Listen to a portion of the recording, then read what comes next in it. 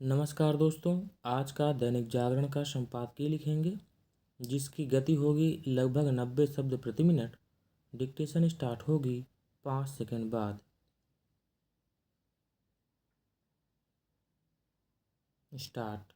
आखिरकार ट्रंप प्रशासन ने अवैध आप्रवासियों को निकालने के अपने अभियान के तहत भारतीयों को भी वापस भेजना शुरू कर दिया।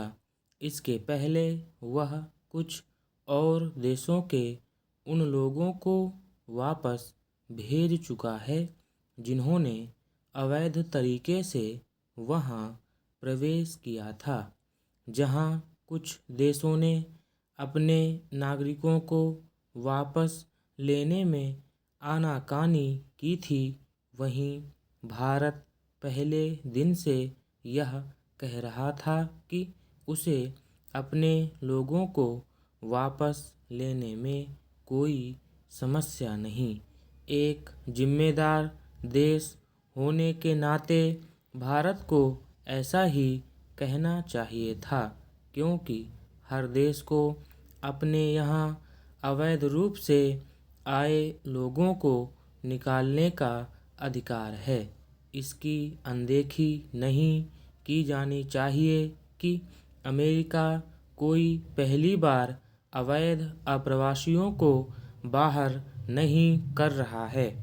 यह काम ट्रंप के पहले के राष्ट्रपतियों ने भी किया है। पूर्व राष्ट्रपति जो बाइडेन ने भी अपने कार्यकाल में 4 लाख से अधिक अवैध आप्रवासियों को बाहर निकाला था। इनमें कुछ भारतीय भी थे। निसंदेह केवल इतना ही पर्याप्त नहीं कि भारत अवैध तरीके से अमेरिका गए अपने लोगों को वापस लेने को तैयार है।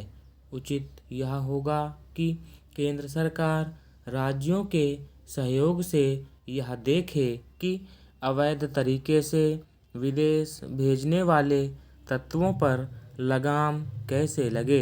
ये तत्व लोगों को ठगने के साथ ही उन्हें मुसीबत में भी डालते हैं। भारत सरकार को अपना वह तंत्र भी और सुगठित करना चाहिए जिसकी सहायता से भारतीय नौकरी के लिए विदेश जाते हैं।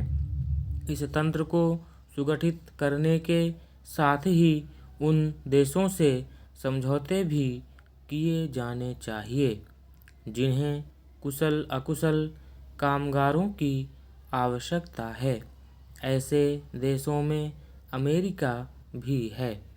आज भले ही अमेरिकी राष्ट्रपति अवैध आप्रवासियों को निकाल बाहर करने पर आमादा हों, लेकिन उन्हें यह आभास होना चाहिए कि विदेशी कामगारों के बिना उनका काम नहीं चल सकता।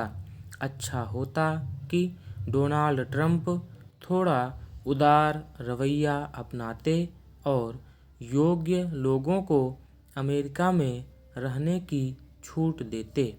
इससे भारतीय बड़ी संख्या में लाभान्वित होते, क्योंकि वे अपेक्षाकृत पढ़े लिखे, अंग्रेजी समझने और कानून का पालन करने वाले होते हैं।